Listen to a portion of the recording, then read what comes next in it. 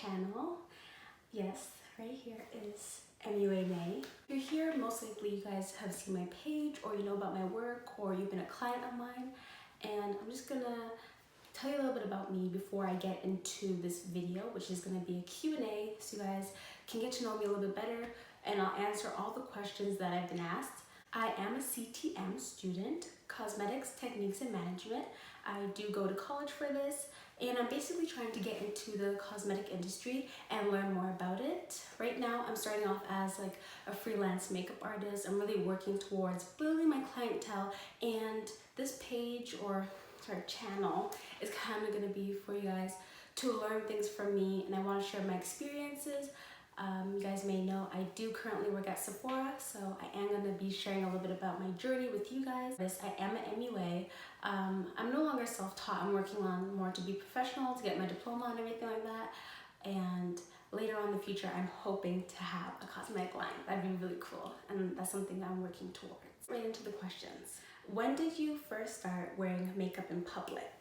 Really good question. I started wearing makeup in public, definitely I would say in high school. It wasn't even like much makeup. I really started off kind of with my brows. You know, the ombre kind of lip? I used to wear that in high school. Well, maybe when I was like 15 or 16. Fave palette. This is a really good question as well because I do love my palettes, but I would say my favorite so far that I have is my Morphe palette with the James Charles collaboration. I did a little review on it and I honestly love it, my favorite. Second runner-up, I would say ColourPop, definitely. Fortune palette, beautiful. I'm wearing some of it on my eyes right now, mixed with Morphe actually. It's a dumb question, but how did you get your job at Sephora? I've been trying. Well, this is actually not a dumb question at all. Lots of people have been asking me, I'm glad you asked this. I would definitely say that I was able to get hired and everything like that. I will make a video on that separately, but just to give you a little bit of information, I got through to Sephora through school. Teachers can sometimes have connections, one, which is a really good plus because they tell you about a little bit of their background and where they worked before. Two, the school also has fairs, and they have these kind of fairs where vendors or little brands, companies will come in, set up, and the teacher will tell you, bring your resume to them. I actually did that. I made sure I went. I already had a job with Forever 21, so I was not necessarily looking for a job, but I still went. Also, a third way that I would definitely say, our teachers, sometimes they will email us and let us know about cosmetics like discounts they'll be having at different stores. Like they'll tell you about where is hiring, where is looking for like a makeup artist. They will kind of give us that information, not all the time, just some. What's your favorite part about being an MUA?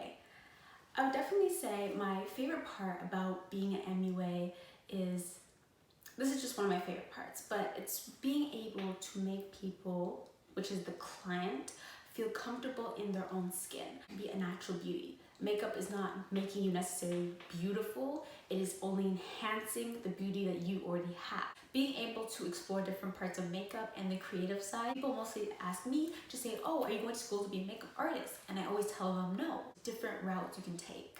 And it's really important that you remember that. How long is your course? My course is only 2 years, so when people usually hear, they're like, oh, that's not that bad, which is true. But the reason so is because I am a full-time student. So, you know, there's 7 days in the week. Out of the 7 days, you go 5 days to school, Monday to Friday, and that's basically me. So usually in college or universities, it's kind of not like that. You have those breaks in between. There's probably days you won't be at school.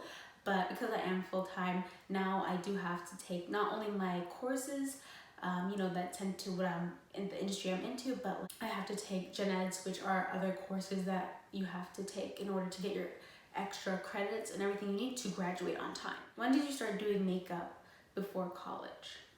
That I had said 3 to 4 years or something like that. Maybe like around grade 8, and then I kind of transitioned into high school. Yeah, I was doing makeup. I believe I started my page in grade 11 or grade 12. I was a self-taught MUA, definitely, before, because I never had any learning about cosmetics or learning about hair, nothing like that. Do you think the beauty industry empowers young women or destroys them? I don't think destroy is the right word, to be honest with you. I think that the beauty industry does a great job of empowering women, but I feel like everything in life has its pros and cons. I never said I needed makeup. I never tell people they need makeup to be pretty. That's not the point of lipstick, everything like that. It's an accessory. You just put it on. You can embrace more about you. You say, I guess destroying, I feel like that's more like low self-esteem. Very dramatic industry. But you know, I'm more dramatic myself. Do you see yourself as being an influencer in the future? No, I do not see myself as being an influencer in the future. I know that may be surprising to some people, but I don't see myself as an influencer. I don't want to be. I'd rather be on here just to educate, and I really like the whole point of really interacting with clients. I really like that part of it, me being able to do makeup on people. Influencers, I find that they just do makeup on themselves, persuading their audience groups, their followers to kind of like go in this kind of direction. Somebody who has your own cosmetic line business, you're kind of widening it out. What's your favorite Fenty product? I know you love it. That is true, I really do. Brianna, if you're watching this, I do love your products, by the way. Amazing job, and we're twinsies, so.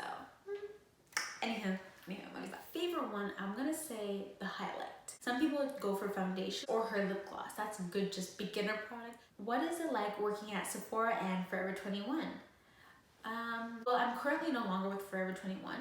But I will say that working at Sephora and working at Forever 21, yes, there are differences because one is cosmetic based and the other one is more, fashion, clothing line based. However, at the end of the day, they are both retail. Retail is going to be the same wherever you go. They're looking for people who can customer service. The customers always right that kind of attitude, and also making sure that you don't discriminate against anybody, you attend to everyone. Cosmetics and fashion, if you do decide to go into a path like that, you'll find out that they actually tie hand in hand. It's not really that big of a difference, I would say. It's just basically about the items or products that you're selling. It's the only really difference. Sorry I sound stuffy, I have really bad allergies.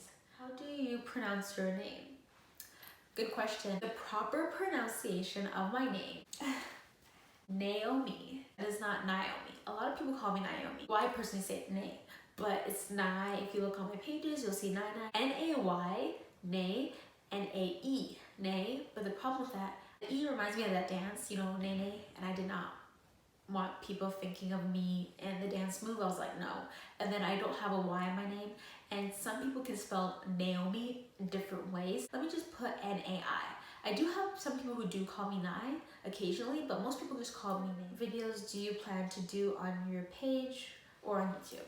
Well, what videos I plan to do, I was kind of explaining before. I plan to do kind of like educational videos, that's what I would say. Makeup tutorials, probably doing like story times, because if you want to know about like Sephora, what is the hardest part about makeup for you? Hardest part about makeup?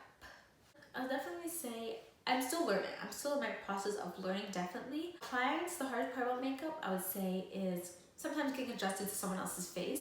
I pretty much have the handle on it. Makeup for myself, I'll definitely say doing a cut crease. And with eyeshadows, blending. I first started doing makeup, maybe in middle school to high school. I practiced a lot. And that's why I got better, because I was consistently doing it. If there was one product you could recommend to others, what would it be? Ooh, good question. I'm gonna do one for skincare that I would definitely recommend is getting yourself invested into a setting spray or a type of primer, like something like that. Like I really like the Mario Bascu. I really love that one. Face before makeup or after makeup, just kind of set your face with it. Makeup, I would definitely say, invest yourself in a nice foundation. I personally like Too Faced.